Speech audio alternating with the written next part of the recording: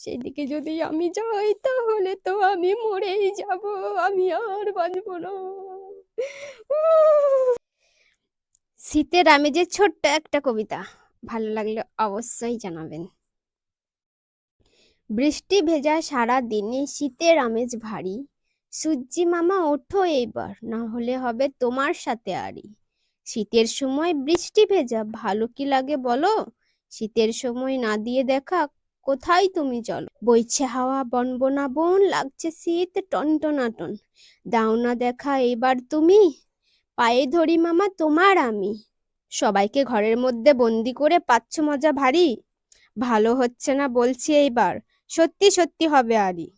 অনেকটা বেলা হলো পার, বলো না তুমি হলে কার, একবার এসে দাও না দেখা, তোমাকে ছাড়া চলছে না আর। সূর্যি মামা ওঠো এবার তুমি, তোমার আশায় বসে আছে কতজন আর আমি। ঠান্ডাতে যা অবস্থা না, 2 দিন রোদ করেনি, তার মধ্যে আবার এই বৃষ্টি, উহ, তাতেই অবস্থা খারাপ আমাদের। কিভাবে যে আমি স্নান করলাম আমি জানি, কাল স্নান করিনি,